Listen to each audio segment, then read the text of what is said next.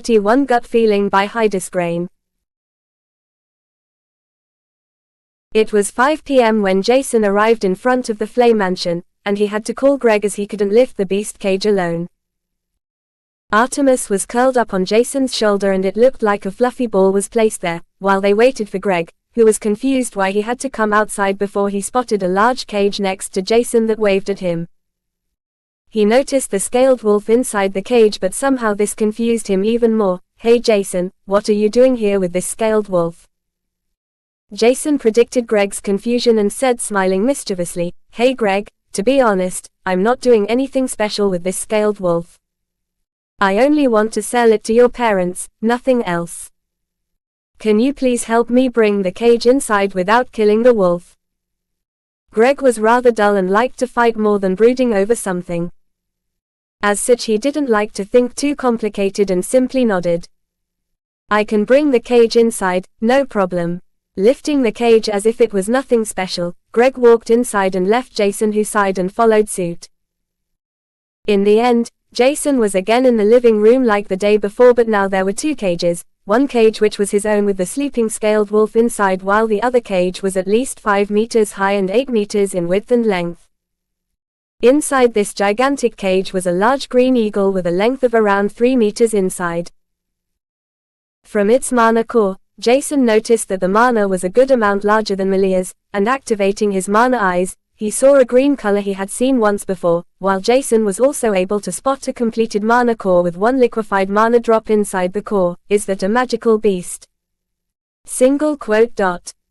The cage the eagle was inside empowered by mana stones, and Jason noticed mana flowing throughout the whole cage, reinforcing its toughness. After Jason saw the eagle, he noticed 2 people sitting on the couch with strong but familiar mana cores.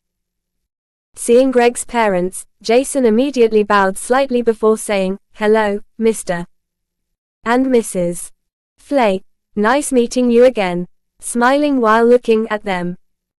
Greg's parents couldn't see any sadness or frustration inside Jason's golden shining eyes, which wondered them slightly, as they told Malia to relay their message word by word. Gabriella, Greg's mother, gave him the signal to sit down before greeting him with a "Hello Jason." The whole couch surrounded a small glass table while Malia and Greg sat at the site. Jason was sitting right in front of the Flay parents, looking around awkwardly, while the Flays looked at Jason intensively. Jason placed Artemis on his lap where she continued her nap. Mrs. Flay opened her mouth first. "Jason, I think you already figured out why we called you here, didn't you?" She smiled apologetically, but somehow there was something else in her eyes that was only noticed by him and Mr. Flay, who knew about her feelings. "Is she sad or angry?" Jason wondered. Mr. and Mrs. Flay assumed that I bought the 5-star wild beast corpses.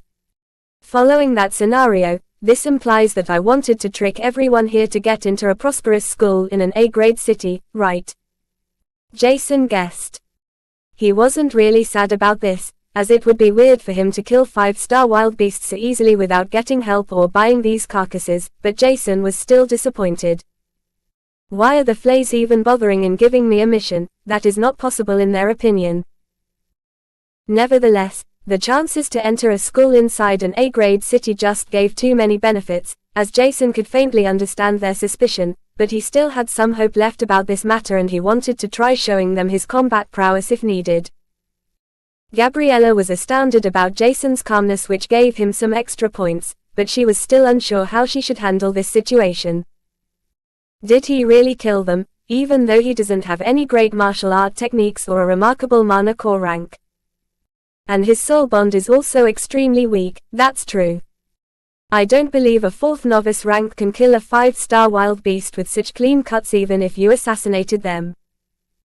That should not be possible without getting professional training, and please don't try to tell me your 2-star wild beast soul bond was such great support that you were able to hunt them. That would make you even less credible in my eyes. Jason was still calm, but he thought that Mrs. Flay was a little bit prejudiced. If someone with professional training could do something like that, why shouldn't he be able to? And what's wrong with his soul bond? Furrowing his brows, Gabriella thought her provocation made him angry, which was her actual plan. It wasn't like she hated Jason, but she had to find out who he was before she could do anything. She still remembered the time when Greg's classmates befriended him only due to their parents' order, which caused huge damage to Greg's mental health. As a mother, she didn't want her son to feel something like that ever again, so she had to be strict and kinda evil. Sensing the presumable sadness in her eyes, Jason remembered Malia's concern and his gaze wandered to Greg.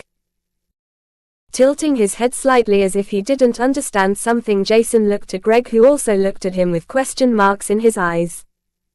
Returning his gaze to Mrs. Flay, he said with all the confidence he could bring out, "I don't think I need to explain myself, do I? If you don't believe me, why was there even such a task to begin at? I don't need anyone's charity, and I don't even want anyone to think that the things I did at the Soul Awakening were sophisticated plans. Nobody here owes me a favor, and I did these things on my own accord. If you don't want me to follow you to Syro City, just say so and don't try to find other excuses. I killed these 5-star wild beasts with the help of my soul bond, and I don't really care about the opinions of others about this matter." Ending his slightly furious monologue, Jason looked into Mrs.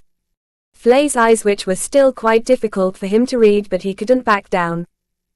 He changed the subject quickly before anyone could say anything. "I also came here for some business. Maybe Mr. and Mrs. Flay have already seen the beast cage Greg brought in. Today I was hunting inside the 1-star Plains Wild Zone, and I found this 2-star wild beast scaled wolf. I think many nobles, newly riches or merchants with weak soul energy would be interested in it." Forcing a smile, Jason was still kinda angry, but at least for business sake, he had to show a calm face. "Why should we be interested in a wild rank beast?" Mr. Flay said something for the first time, and it was time for Jason to say something dumb to prevent his secret to get exposed. "My gut feeling says this beast's potential is kinda good." Jason tried to show an innocent expression, but it worked only partly as everyone looked at him a little bit weird. "Jason, are you fine? You don't look good," Greg asked worriedly. He began to sweat slightly, but he remained calm and waited for their parents to say something. Unnoticed by Jason, Mrs. Flay had gestured Malia to look at the cage, and she was already in front of it with her quantum bracelet projecting a realistic scaled wolf next to the sleeping one with all of its characteristics written down in detail. She exclaimed excitedly, "This scaled wolf is larger than normal ones and its scales are shining brightly. They are definitely tougher than the ones from normally scaled wolves."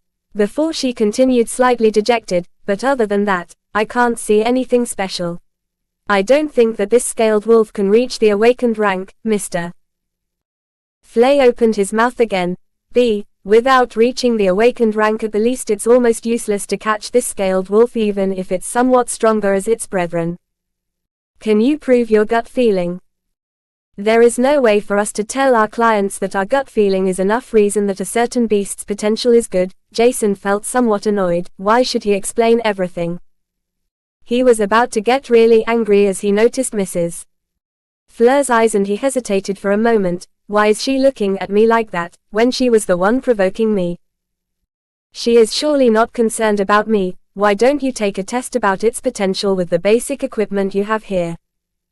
Greg told me that here is everything one needed to make simple tests about potential. It would be easier for everyone if we finish it that way, wouldn't it? The Flay parents heard Jason's reasoning and glared at Greg. That looked innocently at his parents. "Our son betrayed us." It was getting more and more difficult for them to hold up the show on both sides before nodding their head. They suddenly changed their attitude by almost 180 degrees, and Gabriella Flay smiled at Jason apologetically. "We can do that for sure, and sorry for provoking you. I hope you didn't take it to your heart." Chapter 42 Lie by Hydesgrain. Jason was slightly confused until he gathered his thoughts and concluded that he underwent a test. Greg was still looking innocently around, not knowing what's going on, while Mr. Flay stood up and went to the cage while saying, "My wife would have accepted you even if you weren't able to defeat 5-star wild beasts because of Greg. Figuring out your attitude and the possibility of you trying to exploit us was more important for us because we don't want our son to get hurt. To be honest, we still can't figure out what you really want or if you really want to befriend Greg, but at least I know that you didn't directly lie to us. I also hope that you don't mind us testing you because we had already a few youths who befriended Greg and even Malia because of our wealth. Both Greg and Malia have excellent soul awakening and even high nobles, and big family heirs try to sugarcoat them, but we haven't seen a single sincere one. At least you are telling the truth. They weren't sincere and hurt our children's feelings after betraying them. We don't want to see our kids suffer if we can prevent it. Maybe you can understand us to a certain degree. If you really killed 5-star wild beasts with the help of your soul bond, then your combat prowess and teamwork should be pretty good considering the short amount of time both of you are together. Turning the subject, Mr. Flay continued, and seeing this scaled wolf, it should be a leader of a slightly bigger pack as they instinctively follow the strong. We can also make a test about the scaled wolf's potential right now. It shouldn't take too long. Finishing speaking, Mr. Flay opened the small cage and took out the sleeping scaled wolf. After taking out a syringe to take some of its blood, he vanished from their sights. Jason's eyes widened in shock as Mr. Flay just disappeared from his sight. Even his exceptional eyes could only see a blur where he stood before nothing was left behind. Did they accept me or not? He was still confused, but asking would be a little bit too much, and Jason decided to wait with his jaw open as Mr. Flay's speed was extremely fast. Greg and Malia were accustomed to their father's speed, but Jason was still sitting there lost in thoughts. The whole situation was over so quickly, and Jason was more than confused when he remembered something Mr. Flay said a moment ago. Why does he know I didn't lie? Jason mumbled. Greg heard him and said proudly. My father has formed a contract with a mutated miniature jade bat, which is an extremely weak magical beast. Nevertheless, its hearing is exceptional, and he probably listened to your heartbeat to detect if you lied. While Greg said that, his mother looked dumbfounded at her son. Shaking her head in disbelief, she wondered where this naive stupidity came from. Was he really their child? Jason was also astonished that Greg revealed his father's secrets and was slightly ashamed. Clearing his throat, he wanted to explain Greg's mistake to him as a small fist hit Greg on the back of his head, causing him to fall from the couch. Ouch! Why, Malia? Greg looked at his sister with sad eyes, causing Malia to throw another fist that he evaded by rolling around on the ground. How can you be so stupid? You know that one shouldn't reveal soul bonds and their characteristics, including what the soul bond shared. And to add on, it's not even your own soul bond but your dad's, Mrs. Flay looked at her daughter, still dumbfounded, but now it was because of Malia's violence. She didn't know how such a beautiful and delicate young girl could change so fast once her brother annoys her. Will she find a boyfriend? Thinking further, she was shocked. She wouldn't beat her boyfriend up, right? Gabriella furrowed her brows, thinking about that. Meanwhile, Jason was smiling, seeing both of them engaging in a small skirmish with each other, and Artemis, who had remained silently on Jason's lap, opened her eyes before she flapped her wings to soar into the air. Seeing the sibling pair engaged in a small battle, Artemis cried out and circled above, then cheering them up. She liked both of them as Jason transmitted a comfortable feeling for both of them. Looking at Jason's soul bond circling above them, crying out sometimes, which seems to be laughter, Mrs. Flay smiled lightly before averting her gaze to Jason, who looked at her kids with a gentle smile. Now she finally understood that Jason didn't want any benefits from them, and it would be a shame to leave him here while they left for good. Taking him with them shouldn't be much of a problem. Even if his talent was bad, Greg and even her daughter, who seems to be a cold-hearted girl in public, could be themselves while Jason was there. They didn't have to adjust their behavior to please Jason in any way. Jason looked at the siblings for some time before he looked at the big cage with the eagle inside. He wasn't sure if he was allowed to ask about this, but Jason didn't think there would be much harm in it. Was this eagle caught by Mr. and Mrs. Flay during the last few days? Jason was curious about some things, and Mrs. Flay noticed that and she averted her gaze to him. This greater storm eagle is a magical beast and was caught by us 2 days ago, and it will be our client's next soul bond. Looking at the greater storm eagle, Jason wondered if forming a contract with a matured magical beast without future potential would be that good.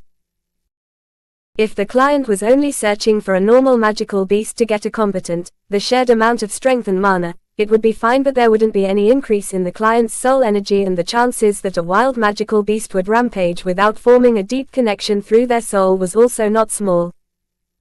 It was dangerous to form a contract with a matured magical beast and not worthwhile if the beast had no potential left. If a magical beast was a cub, it would take some time to mature, and with this time it would probably form a deeper connection with its master, which would in most times be strong enough to prevent a rampage. That was added to the fact that cubs were easier to tame and raise. Trying to tame a mature wild magical beast. Good luck and have fun. Not only is the soul energy needed extraordinarily large, but extraordinarily the problem with the temper of matured beasts. Jason's facial expressions were somehow complicated, and he wasn't sure if he should say something or not, as it was not his business if the client wanted to form a dangerous matured magical beast that didn't have the chance to improve in the future. Greg and Malia had stopped their brawls some time ago, and they looked at Jason as his expression seemed to be uncomfortable. Gabriella noticed the same, and she wasn't sure why, but she somehow wanted to ask what was wrong with this magical beast to make Jason change his expression like this. She knew that Jason's gut feeling he mentioned earlier was something else, and grew curious about his opinion as Greg got a very strong first soul bond, and apparently Jason's first bond also seemed somewhat unique. Now if the scaled wolf he brought to them also had some potential, it would mean that it couldn't be a coincidence anymore. She smiled lightly at Jason to encourage him while saying, "It's fine, just say whatever is on your mind." Jason pondered how to put it simple before replying, "This magical beast's potential is already completely used up. There is no potential left for it to reach the next rank. Contracting it won't give many benefits, rather it should be quite dangerous, right? Why should someone contract this beast?" Quote. Chapter 43 Grief and Agony by Hydesgrain. Mr. Flay looked calmly at Jason, who once again looked at the big beast cage in the back. "Is this greater storm eagle really not used for breeding? Wouldn't it be dangerous to form a contract with a wild magical beast without getting any real benefits from it except a small share of strength and mana? It is way too dangerous, even after considering the benefits. Waiting for a hatchling should be much easier. The only thing needed is time. The only real benefit I can really tell is that some nobles want to use this greater storm eagle for other purposes instead of forming a sincere soul contract." It was silent for a short moment before Mrs. Flay broke the silence. Sighing, Mrs.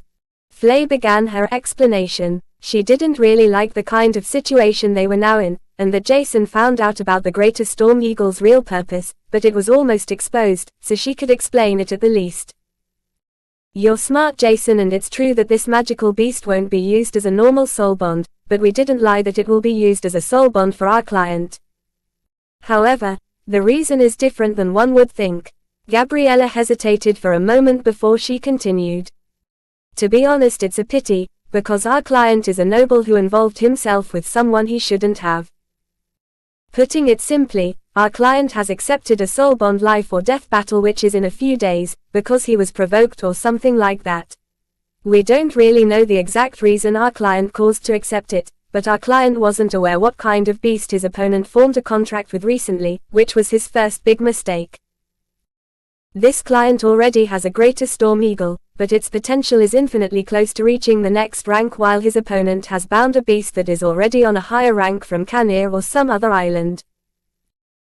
We were only employed to catch a greater storm eagle as a sacrifice, and it doesn't matter how high its potential is, it's cheaper to sacrifice a part of one's soul that can regenerate over time with a non-potential wild greater storm eagle than sacrificing a high-potential greater storm eagle that has already been tamed." Her eyes turned slightly wet and Jason felt that she was agitated. We really hate this situation and despise everyone who uses beasts as if they are objects, but unfortunately, we cannot afford to displease our client's clan as they have many high-ranked individuals and wide connections that could completely destroy our reputation within minutes, if not worse. Our only worth is that we are profound in catching beasts and our strength is decent, but unfortunately, we are only two and it's easier to please big families than upsetting them. Both of us are ashamed about the situation and we are sorry for the Greater Storm Eagle, but we couldn't find another way to please our client. And if we didn't catch this Greater Storm Eagle, a different one would be caught by other captors, but that shouldn't be an excuse. Listening to Mrs. Flay's explanation, not only Jason was shocked, upset, and also slightly disgusted, even Malia and Greg heard something like this for the first time. Their shock could perfectly be seen from their facial expression, and Malia jumped up from the couch before looking at her mother disgustingly, before rushing out of the room. Greg didn't know what to say, but he still decided to stay up, before he also left the room without looking at Jason or his mother. And Jason sat there looking at Mrs. Flay, scratched his head in awkwardness. He was still able to remain relatively calm, even though he found it disgusting. But this disgust wasn't directed at Mrs. Flay, rather than that it was concentrated on the oblivious behavior the nobles displayed, playing with lives as if it was nothing. Was it okay to say something like that in front of Greg and Malia? He was slightly worried if he had destroyed their relationship, but Gabriella only shook her head before replying with a sigh, "That's okay, it was time for them to face reality. To be honest, we don't like doing something like that and we prefer capturing beasts with high potential to see our client forming a contract with sincere feelings, which makes us proud, but sometimes situations like this can't be prevented. I don't want to make excuses, but we wouldn't do something like that if we weren't forced to do it. Unfortunately, however, the reality is different, and we can't afford to upset any of the bigger clans and families, as we are too weak and probably only one of thousands of chess figures in front of them.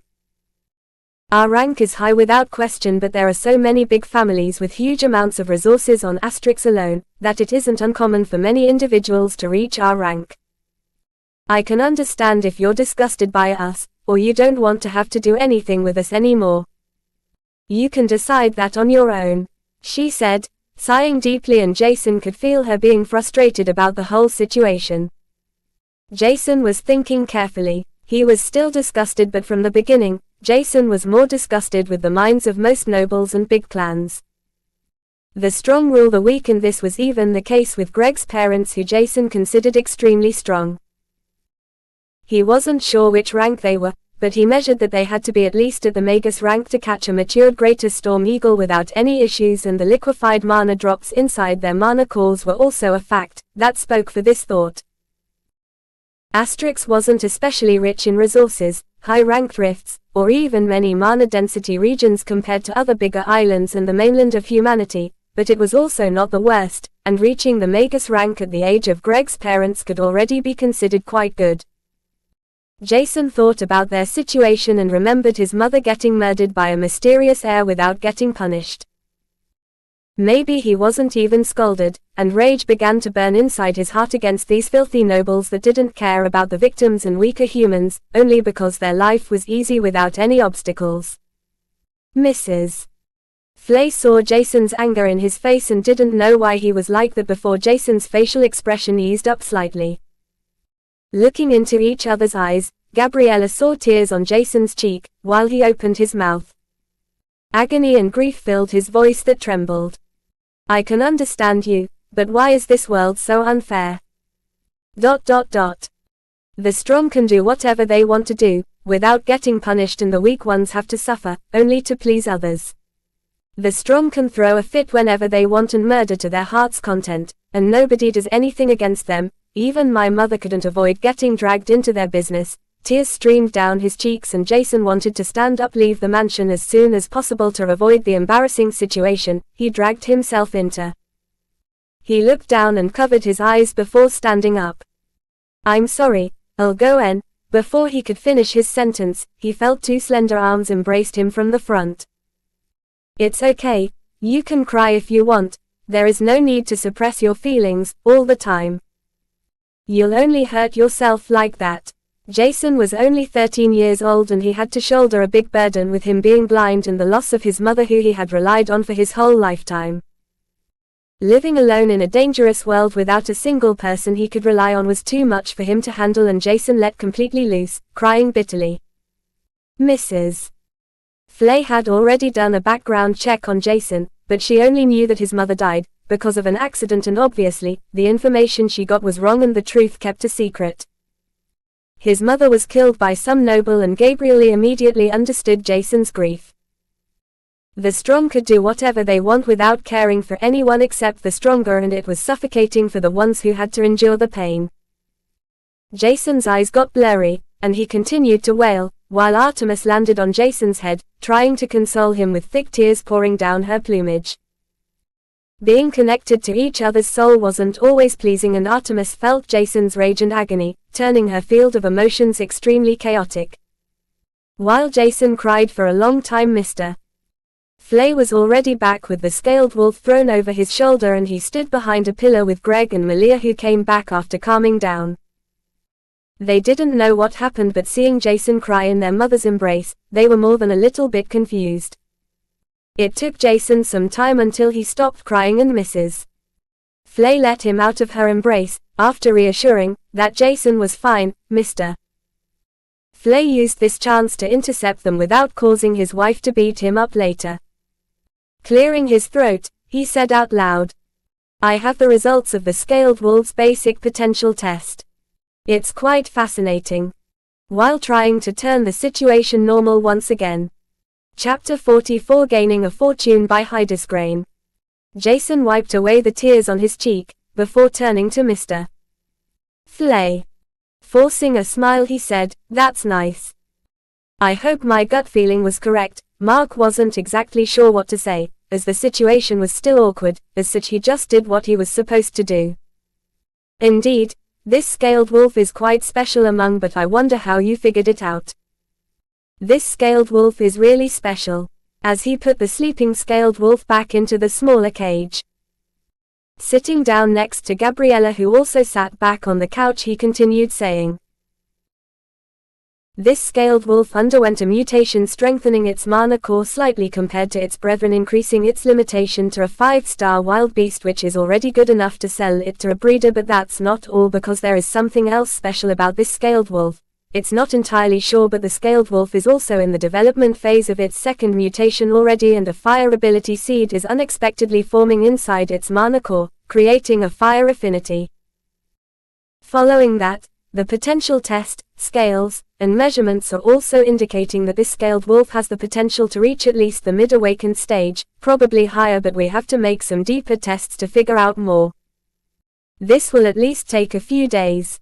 Mark Flay was managing the whole beast trading and seeking out how to detect a beast's potential, while his wife was good at catching beasts and scheduling everything.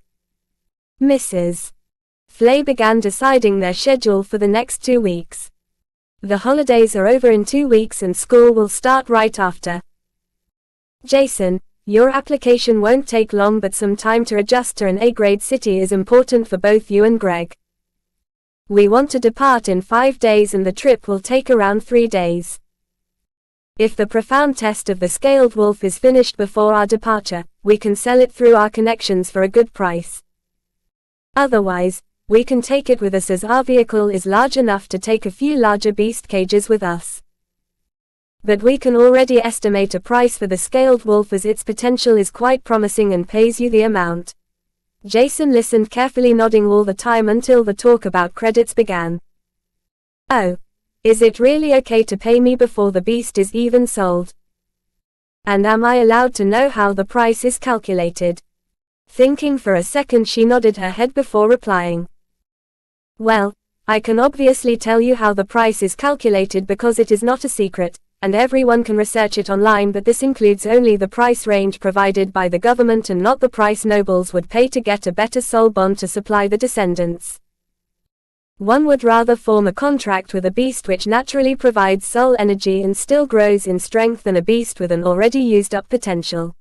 Thinking for a moment, Gabriella continued. "Some nobles have weak soul energy like you, and they would rather form a contract with a matured 2-star wild beast which has the high chance to grow into an awakened or maybe even evolved beast. Adding on the fact that it was already known which ability the scaled wolf would definitely get, the price would only soar higher. As this is one of the most important things one would have to reconsider when forming a soul bond with a high-potential wild beast. There weren't many problems with a beast awakening an elemental ability, but once the contractor doesn't have the compatible affinities from ones to it, their connections would go off the rails and only worsen. It wouldn't completely destroy the connection between each other, but even the amplification provided by this beast would worsen slightly. Sometimes there are beasts with multiple elements after evolving, but only one of these abilities has to be in sync with the contractor, which was in the scaled wolf's case a fire soul affinity. As for the payment, you can look at it like we purchase the scaled wolf from you with a little higher price than the government would provide, and we continue to sell it through our channels. This would benefit both of us, and we could maintain it like this for the future if you like it. If you don't like it this way, you can sell the scaled wolf yourself to someone, but I think my solution is more efficient for everyone.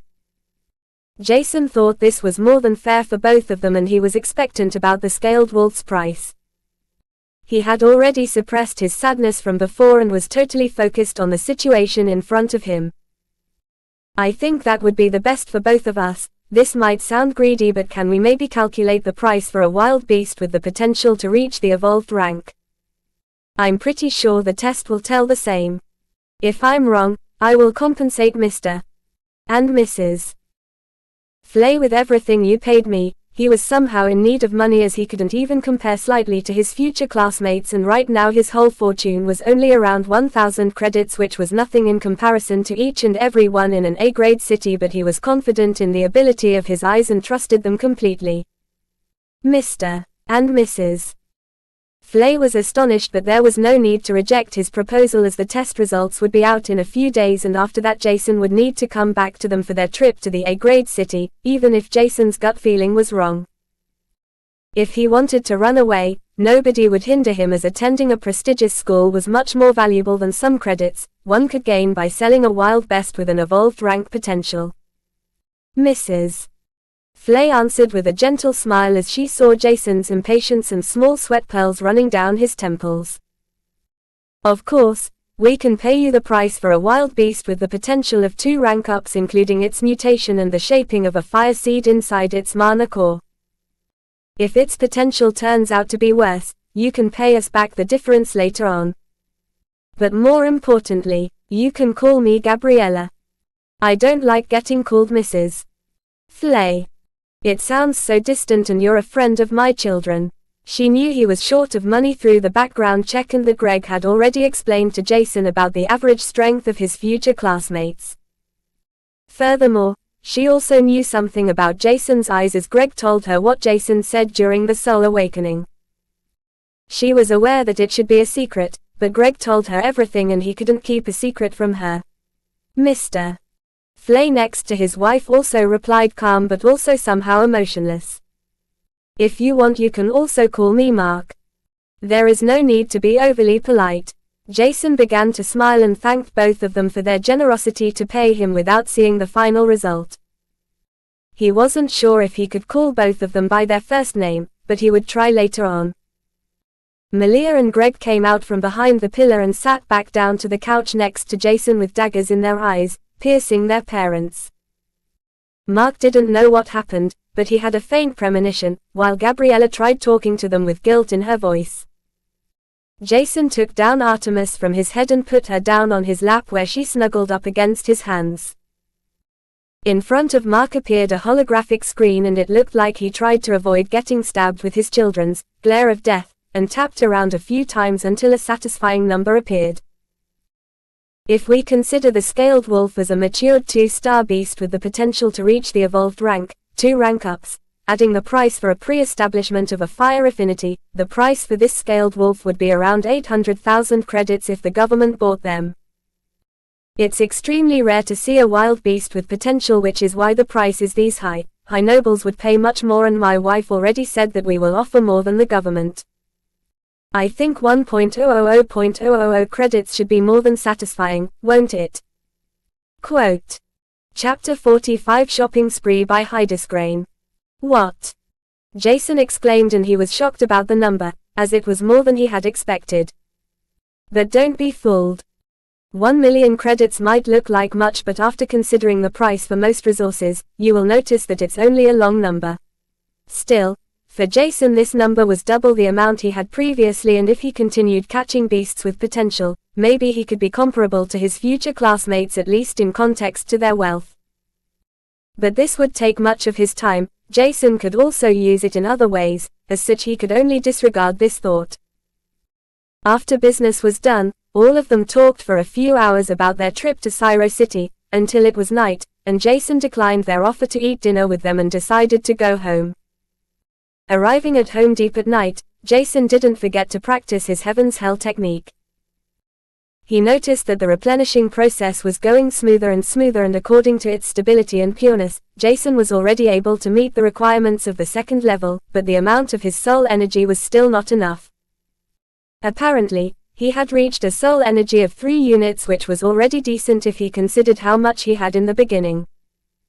All that was thanks to his unique soul, and both Artemis and Jason fell asleep happily with a big 1 million written on his bank account. Waking up due to Artemis jumped around on his belly, Jason straightened his back slowly and Artemis flapped happily with her wings. Jason always wondered if Artemis would just continue to grow stronger or if she should evolve, as he noticed her mana core almost reaching the strength between a 2-star and a 3-star wild beast. The paper-thin mana flow in her body continued to thicken slowly, but she didn't grow anymore. Or that was at least what Jason thought, for the moment. Jason had many things to do, and with his newly acquired fortune, he could begin his shopping. But before he would do that, Jason cancelled his leasing contract for his apartment, as it would be useless once he moved into an A-grade city. After that, Jason got half of his already deposited money back, which was more than he expected. With slightly more than 1 million credits, Jason wanted to purchase quite a few things. Jason liked fighting with his dagger, but he found out that once his only dagger was blown away by his opponent or thrown away by himself, he would be completely unarmed. He looked at quite a few websites, and his luck didn't betray him, as he found a pair of tempered jade iron daggers at the mid-grade one from the same user he purchased his first untempered jade iron dagger from. Their price was more than reasonable, with 160,000 credits, and Jason could even pierce through a late awakened beast hide with them.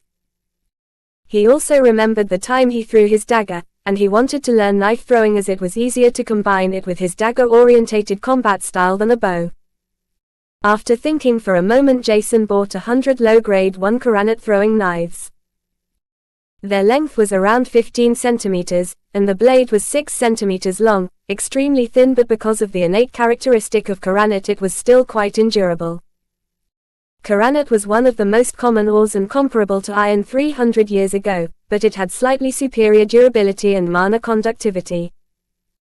With enough mana injected, these throwing knives would pierce through the hide of late awakened beasts, but that wasn't their purpose.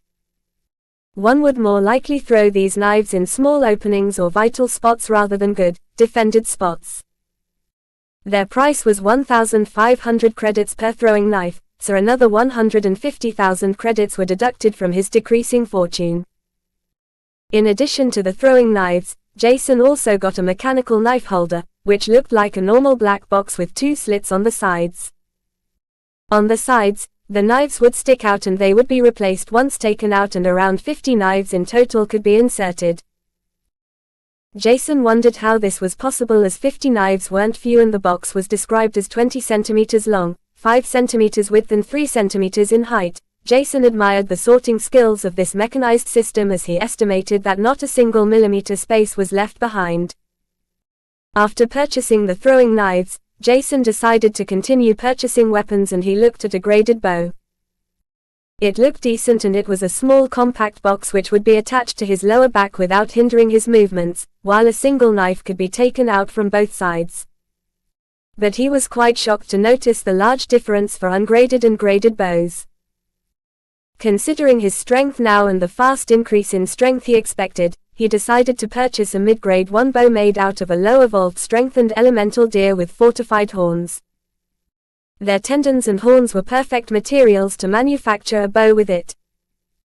The price was 77,000 credits, and he purchased a bunch of reinforced arrows that would not shatter even upon hitting a steel wall for 27,000 credits. It was astonishing to see that a bow made out of awakened beasts could be sold for so much, as the evolved ranked elemental deer was only worth around 5,000 credits at most. Calculating his expenses, Jason was shocked before he was reminded that he wasn't even close to finishing his online shopping tour, but his credits were disappearing without notice. He needed some defensive garments and some new paralysis potions, a tranquilizer, a few enlarging miniature beast cages, mountains of beast cores for Artemis, and if there was still something left, he would look out for himself. At least a little bit would definitely be left for him, as he had to eat and drive around with the shuttle. Deducting 1,000 credits for himself would be enough for that, so Jason continued his purchase. After more than an hour, Jason's whole fortune of 1 million credits was used up, because the garment he bought was a low-grade 2 hide armor that could adjust itself slightly to its wearer and defend against the physical attack of each kind of awakened beast and even mid-evolved beasts. Its price was horrifying 400.000 credits, but for Jason his life was worth even more. Never would Jason imagine that the price was so cheap, because it was already worn by someone, fixed a few times, and also one of the cheapest grade 2 garments. Jason was more than a little bit shocked to see the price tags of most garments and weapons, as the rare materials were not even close to the prices most wanted for the finished product. He now understood why blacksmiths, rune masters, alchemists, and these other jobs were called rich, powerful, and sometimes even greedy. But nobody knew that their expenses in their apprenticeship were more than horrifying, as most works were failures and it would take a long time until one could call himself a blacksmith, for example. Furthermore, it wasn't easy to not stabilize the mana conductivity in most materials and use them to complete perfect weapons or garments. Comparing the price from his leather armor to the prices of most grade 2 or 3 weapons, Jason felt dizzy. While grade 1 weapons were comparable to awakened beasts, grade 2 equipment could already be compared with evolved and even unblemished beasts, while grade 3 was something only Magus would be barely able to use, and this equipment were manufacturers out of magical beast materials and the following beast ranks. Jason didn't know a single person who owned grade 4 equipment on Asterix, but he had heard about a saint blacksmith who forged a grade 4 weapon for someone on Canir, and Jason wondered how many grade 4 weapons and armors existed. While normal graded weapons were already frustratingly expensive in Jason's opinion, he also saw a few offers for magic and soul weapons, and his face couldn't be described with words as he saw their price tags. Jason dreamed about owning a powerful soul weapon, as he heard that some extraordinary materials could even enhance the effect of one's soul and help each other symbiotically. But those were only legends from Canir, and Jason wasn't sure if something like that really existed. While he still had 190.000 credits left, they were used up after he bought 3 low-grade 1 paralysis potions, a graded tranquilizer with 10 shots, and 1 big self-driving enlarging miniature beast cages. The most expensive was the graded tranquilizer, but it was also one of the most important things he needed, as it would be quite uncomfortable if a beast woke up while it was thrown over one's shoulder. Jason had around 10.000 credits left from his hunting trip and the cancelled apartment, but he wouldn't buy Artemis beast cores as he had a few left, and Jason wanted to test his new toys out once they arrived. It wouldn't take long for his parcel to arrive, and he practiced the Heaven's Hell technique to kill time. After that, Jason made himself some space to practice his modified Azure Feisty Ape technique before the long-awaited message came.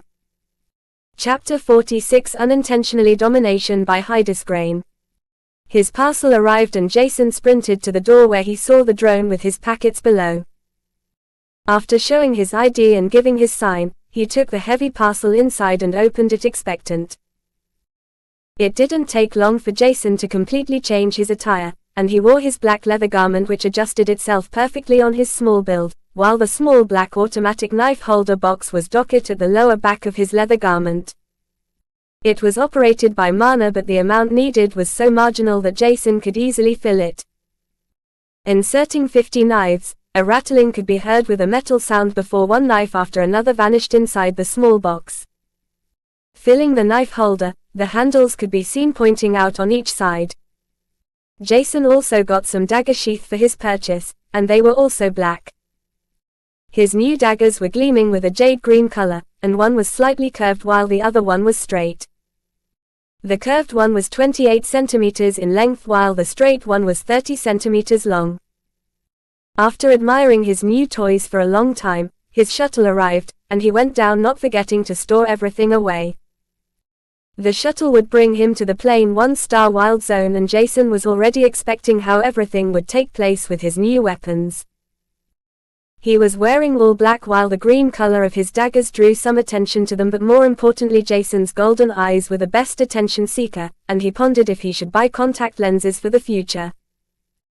Inside the shuttle, Jason had already requested to camp close to the Plane's Wild Zone again, which was accepted immediately, and afterward Jason began playing around with a throwing knife in his hand. He had seen many martial arts videos since he had regained his sight, and apparently it was good to improve one's hand mobility and flexibility while doing some tricks with a knife. Jason was quite clumsy and cut himself a few times, but he could avoid more serious injuries as he simultaneously practices his control over mana by forming a small membrane over his hand. It was almost lunchtime when Jason arrived at his camping place, and he set up his tent before practicing the Heaven's Hell technique. He ate something afterward and stood up to enter the 1-star Wild Zone. Jason wanted to train his knife throwing, but before that, he had to do something else. Unknowingly to himself, Jason was still agitated about him crying in front of Greg's mother, and he had to let loose, but this time in a different way. Artemis was circling above him and notified him about large beast groups. A certain large pack of 2-star wild-fanged coyotes drew his attention, and he thought that he might even be able to learn knife throwing while settling his agitation. This thought might be cruel, but this world was not different, as every individual aspired to get stronger. And Jason had to get stronger to survive in this world, as even the proclaimed, safe, cities were also not what they seemed to be, as his mother was unjustly killed without anyone getting punished. Jason wasn't sure if he wanted revenge or justice, punishing the mysterious heir, but he knew that it neither was possible currently except if he would get stronger to force the government to punish his mother's homicide. If nothing worked, Jason would just do it by himself. The government could fuck off in this case. While he thought about his mother, he took out a knife for each hand and injected a marginal amount of mana in them so that they could fly slightly more straight to withstand the drafts around him. One would normally not handle knife throwing like him and adjust the angle so that the knife would use the draft to hit the target with the same amount of force, but Jason used his mana to brutally force his way through the slight drafts, even if it was only a small amount of mana. There were around 12 fanged coyotes charging at him, but noticing Jason's enraged golden eyes flickering coldly, fear could be seen, filling their eyes as they tried to run away, only to notice that the predator behind them followed with fast strides. One coyote after another was attacked by flying knives, even if only half of them hit their target while even less hit vital spots. Jason continued running after them, and 5 minutes later blood drenched his knives before he calmed down. It may be cruel, but Jason's mind relaxed after he had killed these 12 fanged coyotes. As every knife was injected with a marginal amount of mana, he could trace all of them. After 15 minutes all knives and corpses were picked up, and Jason used another 5 minutes to clean the knives properly. Inserting them again, Jason was ready to continue his training. He wasn't agitated anymore and could concentrate much better. Scanning each and every beast about the potential, Jason couldn't find a single wild beast with potential, and he understood again that wild beasts had the worst out of the worst potential. But he had to say his eyes were definitely superior and exceptional, as he found Artemis with them, and he was still unsure what she was as he couldn't really figure out her color. It seemed blur and was comparable to the color he saw by humans. Some kind of transparent color was it, but Jason wasn't sure.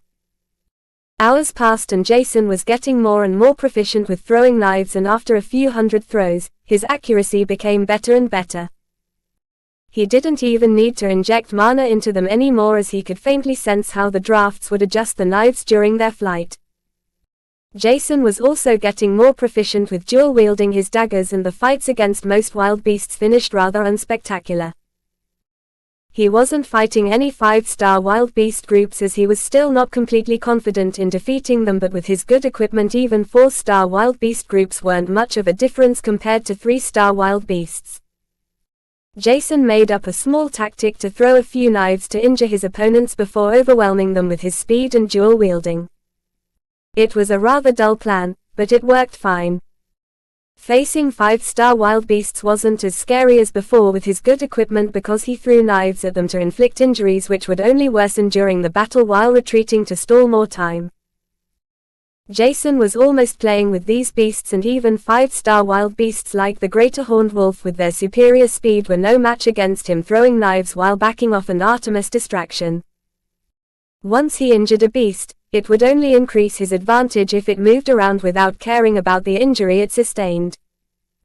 Because of the low intelligence of most wild beasts that was probably even below children in kindergarten, Jason had a nice time practicing. It was relatively relaxing even for Jason, who was only at the 4th novice rank. In normal cases it is said that beasts at the same rank and level as a human should be stronger because the increase in one's mana and physique is more present for beasts. And normally Jason should only be able to defeat a 2-star wild beast according to his mana core rank. Including the amplification from Artemis, he would be able to face against a 3-star wild beast.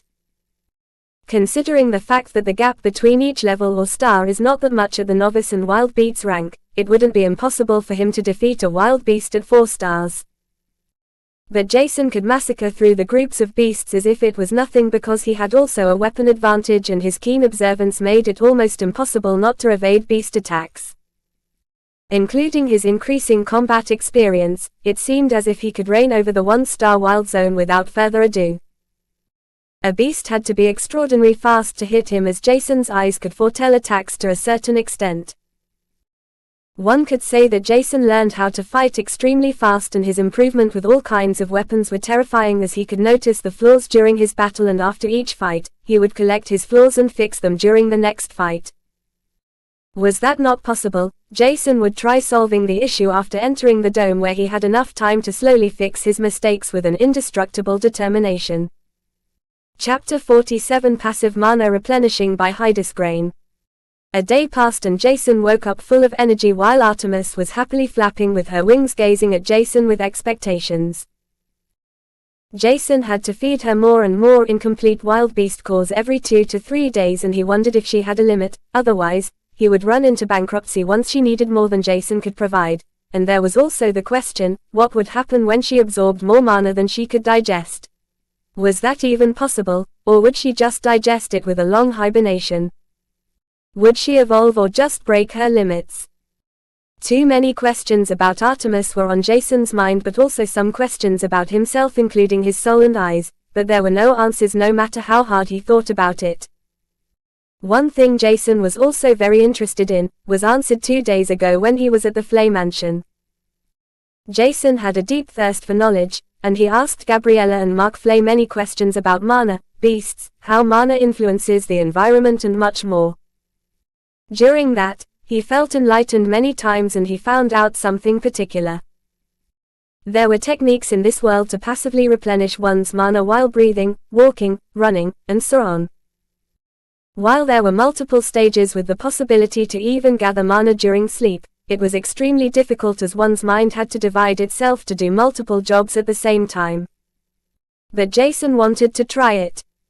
At least the easiest stage was something Jason was confident to achieve in, somehow, probably replenishing mana while walking around. Greg and Malia could already do it, and they were also able to replenish their mana while running. They also told him about the difficulties one would have to face during learning how to passively replenish one's mana. First, you had to be able to split your mind into different task fields, or to say it simpler, multitasking. While that alone was already relatively difficult, one also had to have a certain degree of control over mana, which an average youth on Asterix would achieve after roughly 6 years. This wasn't considered a problem for Jason, as he had control over his mana for almost 10 years, while his control was extremely sensitive since the beginning. He wasn't sure if he could perform multitasking right off the bat, but he could learn it. And his advantage was his eyes. Jason wanted to walk right into a mana stream and stroll around inside to practice, walking and replenishing mana at the same time.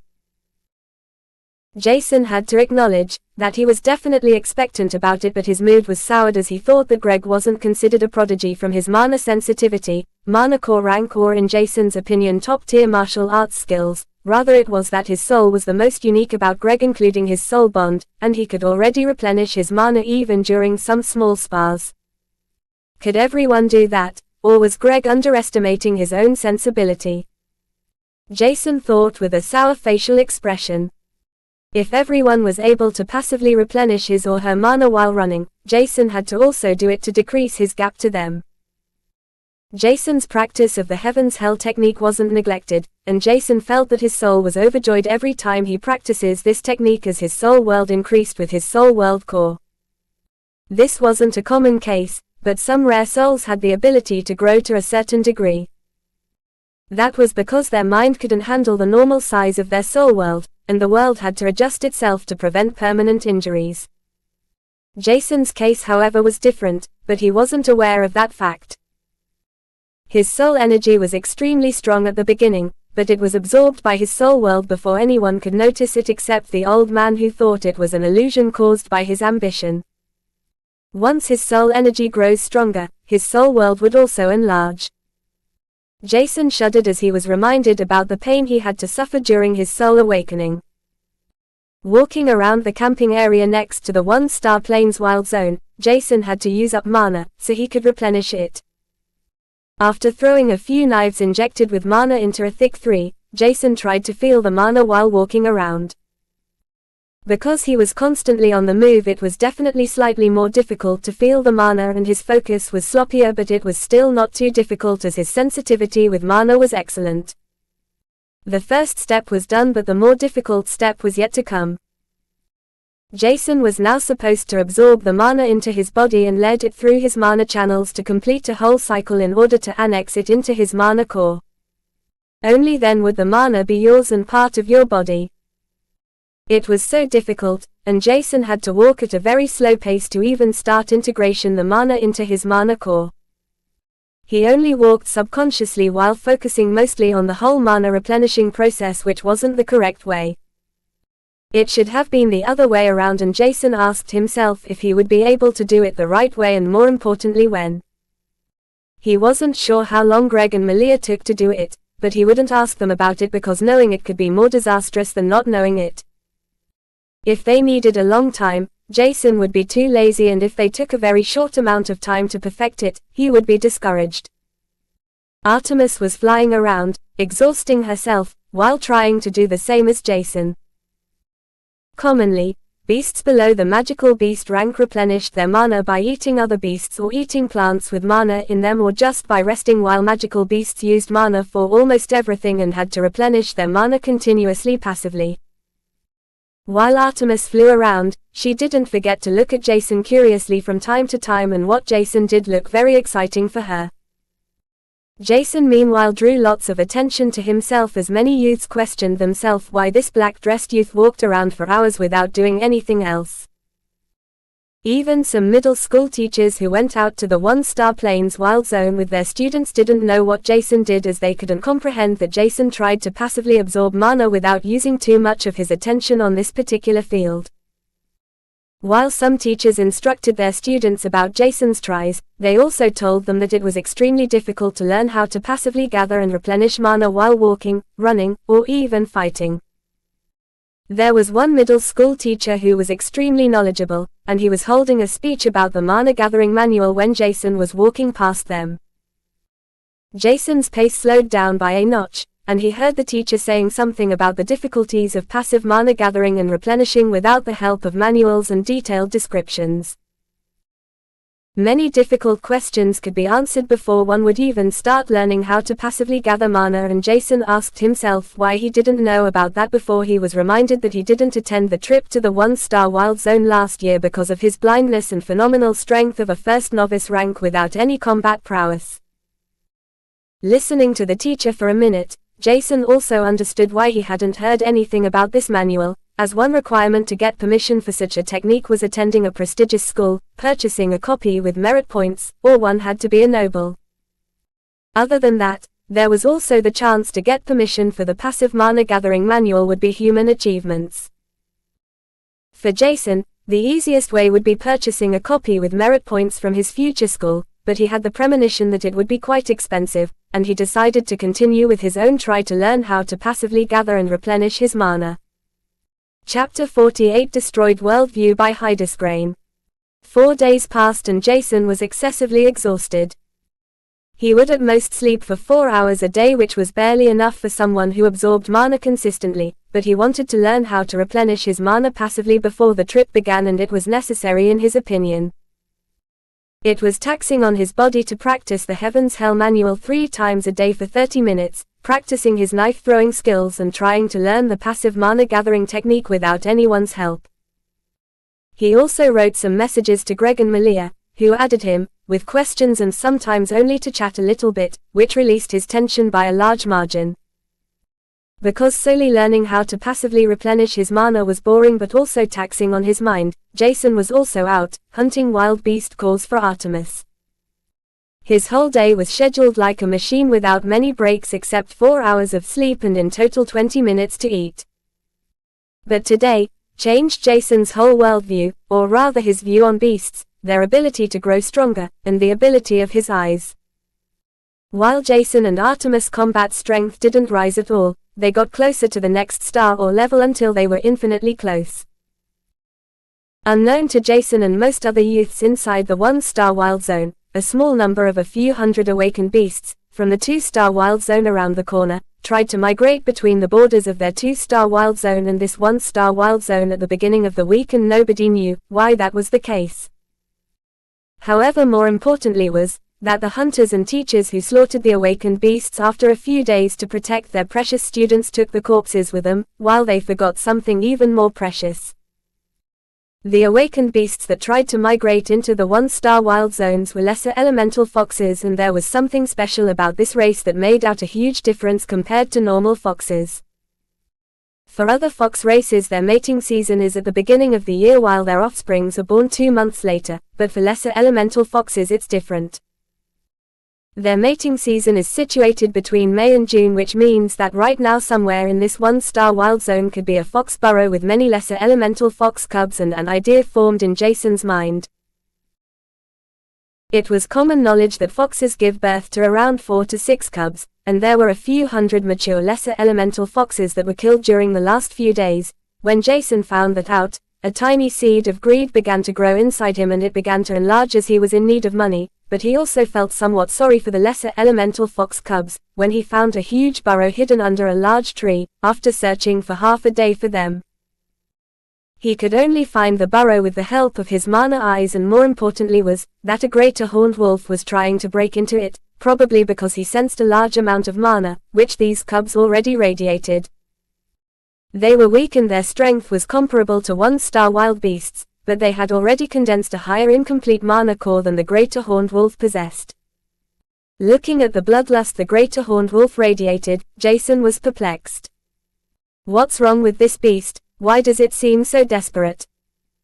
He questioned himself as he looked at the greater horned wolf, that looked like he was possessed. Previously he wondered why Artemis was able to break through her racial limits, but he thought it was because of her mutation, but maybe it was really because she was able to absorb abnormal amounts of mana that helped her to improve her strength faster than normal beasts would do, and the possibility to construct a mana core. Jason had never seen a beast with a higher rank than it should have, but once a beast evolved, its racial limit would also increase and its maturing process would renew slightly.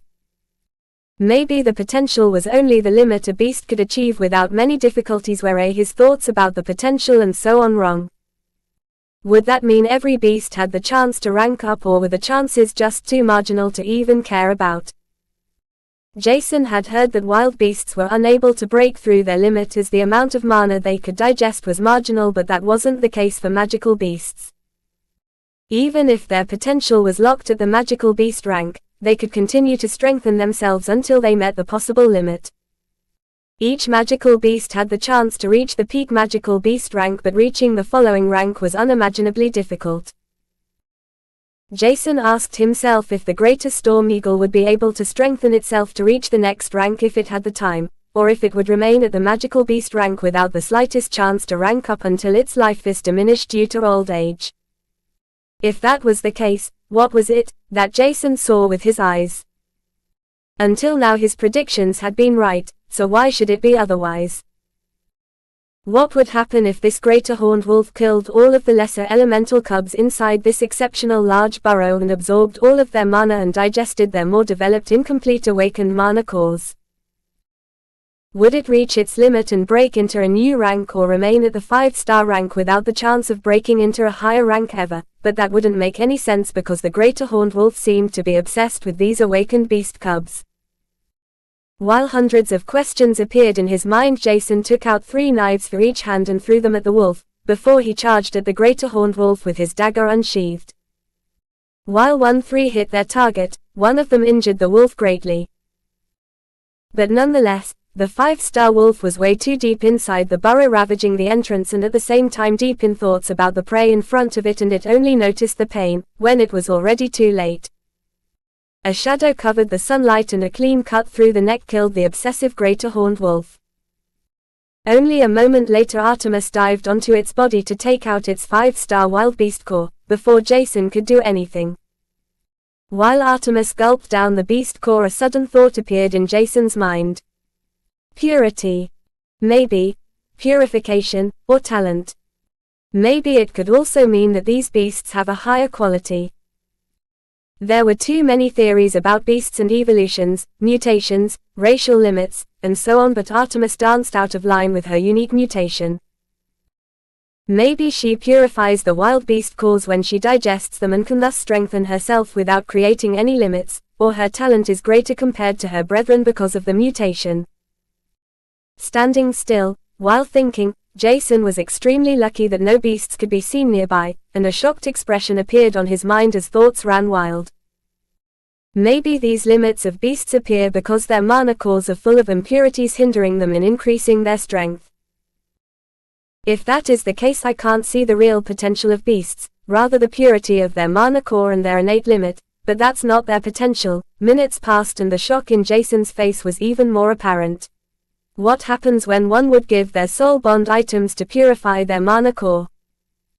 Wild thoughts ran through Jason's mind and most of them were total garbage, while some other thoughts could be described as useful. Would they be able to increase their strength above the commonly known racial limits, or would they maybe even evolve? Jason didn't know, but he got goosebumps while thinking about this theory, and the desire to test these theories slowly began to implant in his mind. Suddenly Jason could hear a loud and noisy yapping of young foxes in front of him, inside the burrow, looking at him with their yearning eyes. Chapter 49 Mother Jason by Hydesgrain. Below the tree, covered by thick roots, Jason could see the burrow with many different colored hand-sized fox cubs enveloped in a black-colored hue. There was enough space for him to squeeze through the densely packed roots after taking out the greater horned wolf corpse, but not more. Because the burrow was below a tree, not much sunlight reached the bottom, but what Jason wondered was something else. Inside the burrow were many tunnels leading somewhere, and Jason could see lots of black lights at the end of them. There were probably a lot more fox cubs inside, and Jason wondered how many lesser elemental fox cubs there were because he could already see a bunch of them in front of him. Did all of the lesser elemental foxes gather together to give birth to their offsprings inside this big burrow? Why would they do that here and not in their territory? Did something happen there? I hope that's the only group of beasts migrating. Looking at all those lesser elemental fox cubs which could barely see, Jason grew sad. Their parents were killed by some humans because they were seen as a threat to the middle school students who trained inside the 1-star wild zone, even if they didn't do anything wrong. Jason was sad, but there wasn't anything he could do about it. The world was built in a hierarchy where the strong reigns and the weak suffer and die. This was even more apparent outside the dome. Because he had to mature since he was young, his mindset was already in a better condition than other youths at his age, and Jason didn't know if other youths thought about killing living beings like he did, but sometimes Jason couldn't understand himself either. 4 days ago, He killed packs of low-star wild beasts without getting emotional, but now he felt sad. His own mindset was still difficult to comprehend, even more for himself, but the longer he faced reality, the more he tried to find a good balance for it. He didn't want to kill each and every beast ruthlessly, but he wouldn't shy away from killing matured beasts and other threatening predators. If he gained something from it, Jason would probably still do it, but was that even right? Jason didn't want to kill mother beasts with their cubs, but other than these few exceptions, there weren't many excuses to not kill them, as the population of beasts increased more and more in recent years, and it wouldn't take long for another beast tide to pervade through Asterix. Most humans would probably think Jason was too soft-hearted because beast cubs could also grow into terrifying existences and kill one in the future, but he didn't really care about their opinion. The news was filled with information about the overpopulation of wild, awakened, and evolved beasts, while the reproduction ability of beasts with higher ranks was fortunately lesser. The stronger one's mana core was, the less active was the beast's reproduction ability. But Jason had to say to himself, even if it was hard to accept, if he didn't kill these beasts to get stronger and more proficient with his martial arts, someday these beasts could kill him, even if he didn't like that fact. The numbers grew more and more, and Jason was not confident to survive against a stampede, even if it were only wild beast-ranked individuals, which was hilarious. He couldn't even outlive a high quantity of wild-ranked beasts, which were by far the weakest beasts, while others killed hundreds or thousands of them with a single thought. Jason was conflicted to think about these cubs in front of him. But one thing was sure, he wouldn't kill these cubs. They had done nothing wrong, and maybe they could act as cute soul bonds for someone and live a decent life. Apparently, they seemed to have been born a few days ago when their parents arrived, and they wouldn't survive without mother milk, and it seemed like he had to act as fast as possible because they looked at him with hunger in their eyes. Before anything else, Jason had to bring these lesser elemental foxes outside. Taking out the big self-driving enlarging miniature beast cages, Jason pressed the red button, and the miniature beast cage enlarged itself outside the burrow.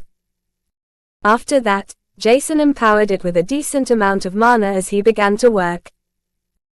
Fortunately for Jason was that the fangs, claws, and elemental affinity of these beast cubs weren't fully developed yet, otherwise this procedure would be a lot more dangerous. Taking out one hand-sized furball after another, Jason noticed that Artemis looked at him fascinates as more than 2 hours passed before he was finally done. Jason's clothes were completely dirty, as well as his hands and his whole face, while he estimated that there were over 100 lesser elemental foxes that migrated, but never had he thought that there were so many cubs. There were at least 150 lesser elemental foxes, and Jason was shocked to see the 20 square meters self-driving beast cage be so cramped. Jason gulped and activated his mana eyes again to see if he forgot a fox cub. But rather than that, he noticed the differentiating of black color radiating from these beasts. He could almost immediately figure out which beast had a better potential, or higher limit.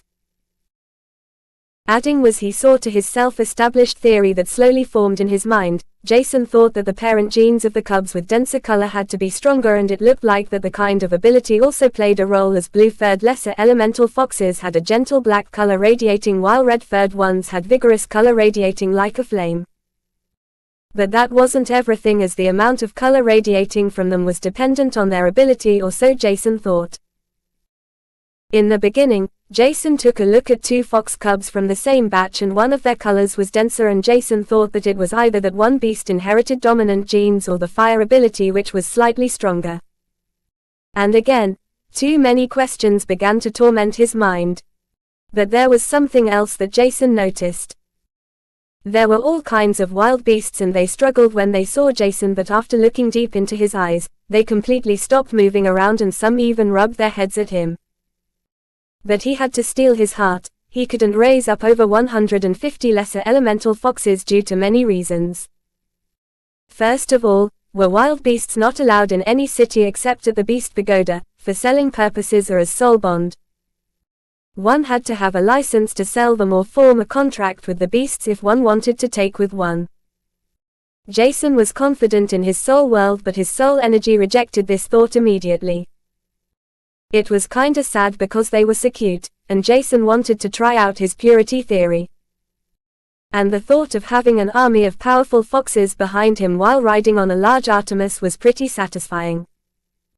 Artemis sensed his thought and immediately rejected it because even if she grew, she wouldn't want anyone to ride on her. Nobody is allowed to dirty her plumage. The large self-driving beast cage was ready, but before Jason started his trip back to his tent, he had to do something against the blinding effect of the sunlight to the foxes that could barely see and had never been in direct contact with the sun. Taking out a few sheets he bought for his bed, he threw them over the beast cage, blocking the sunlight before their trip back to the dome began. While Jason looked out for beasts sensing the awakened beast cubs and tried to take easy prey, Artemis' job was much more difficult. Once in a while, a fox cub fell out of the beast cage as the bars were too far apart and she had to pick them up and place them back inside the cage.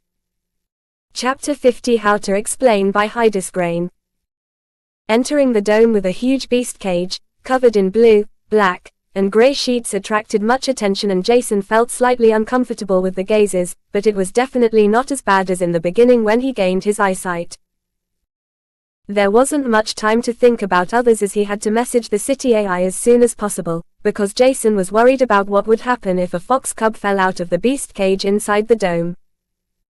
He heard about such cases and they ended miserably most of the time, while it would be lucky if the defensive system defended the city only with simple magic-enhanced gunshots.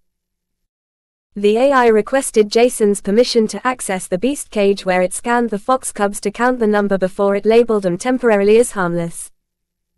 Jason sighed in relief and ordered a special shuttle truck while waiting patiently with a pleased expression. While waiting, he opened his messenger and wrote a message to Greg, Malia, and even to their mother, Gabriella, who also gave him her contacts for emergencies. There wasn't much information in the message, only that Jason would come to the mansion with a beast cage. He wasn't sure how to explain the situation right now and it would be easier to see than trying to explain everything. Waiting for the special shuttle, Jason practiced the Heaven's Hell technique. He also purchased some baby bottles, special milk from an evolved mutated cow with a formula for fox cubs online. It was relatively expensive, and Jason had to use most of his reserved credits, but it was fine. These fox cubs should not suffer before it was decided what to do with them. The shuttle arrived and looked like an extra-large metallic pickup with a broad loading area. Pulling out a metal arm, it lifted the beast cage carefully before it was placed on the selected area.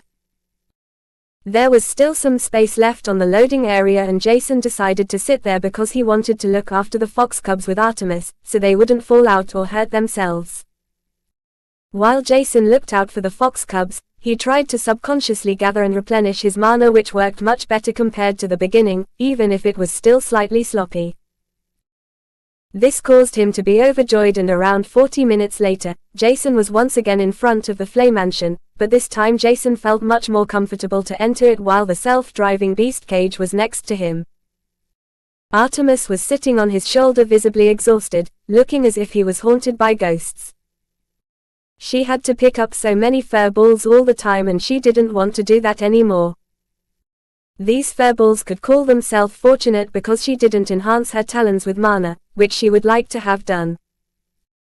Every member of the Flay family saw the large pickup placing a huge beast cage down in front of the gates before it drove off and confusion could visibly be seen on their faces.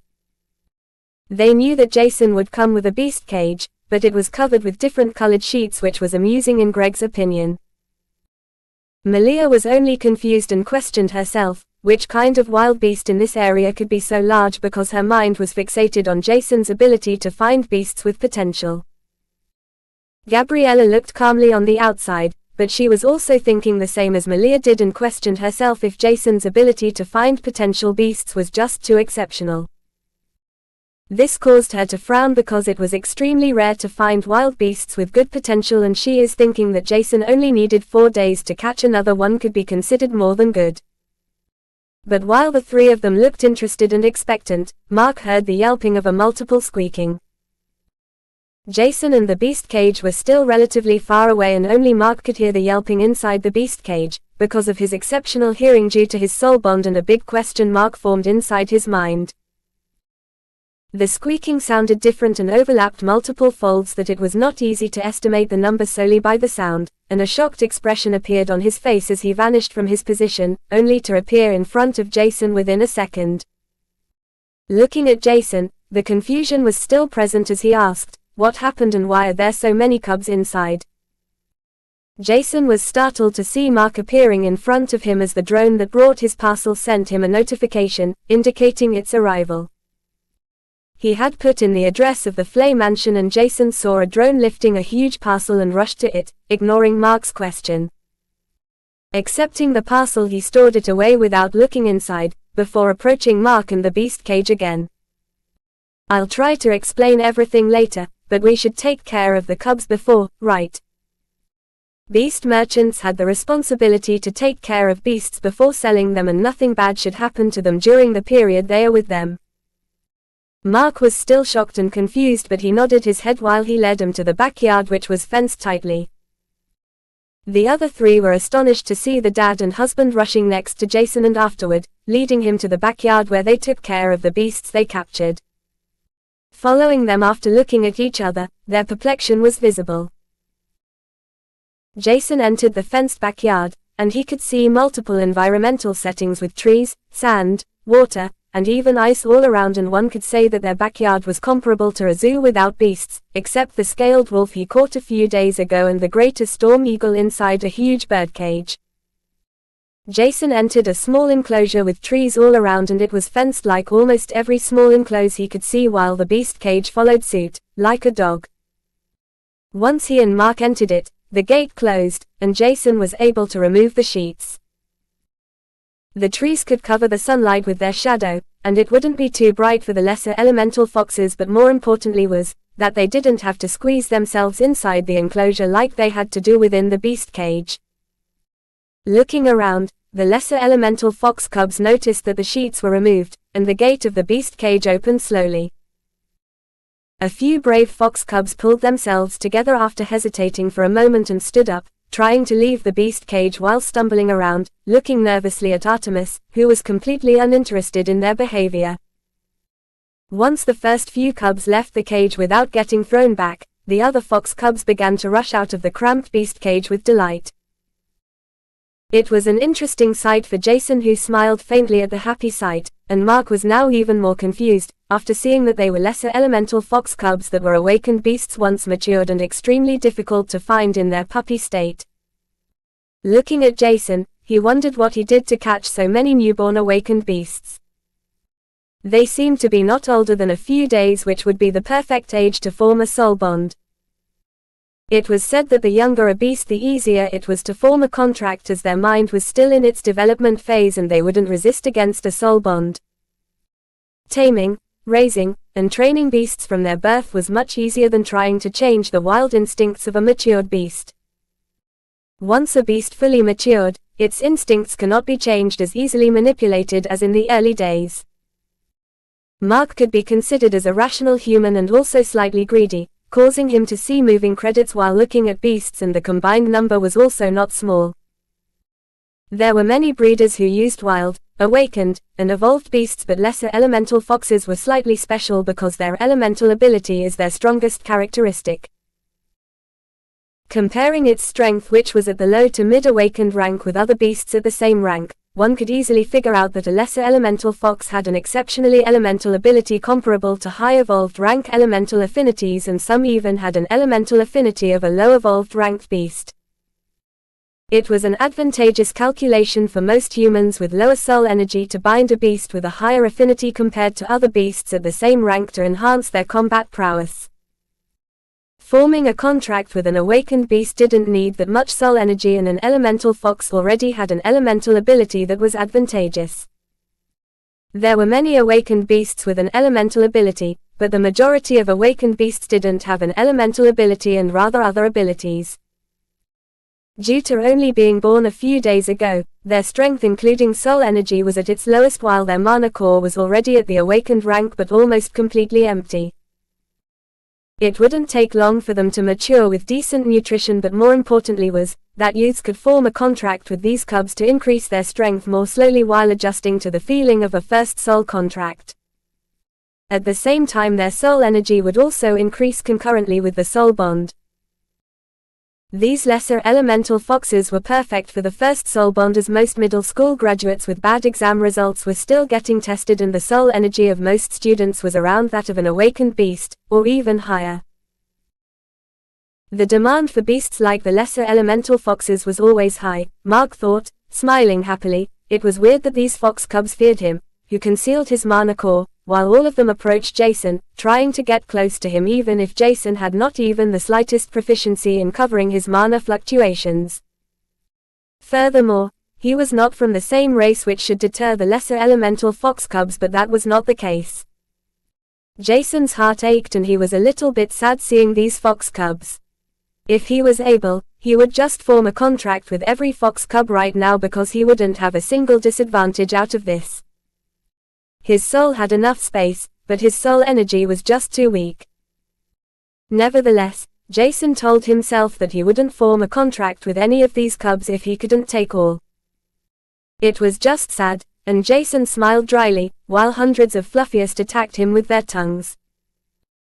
Gabriella, Greg, and Malia couldn't see Mark and Jason when all of them entered the backyard, but when they sensed their mana, or rather the mana fluctuations of over 100 beasts, they were instantly alarmed.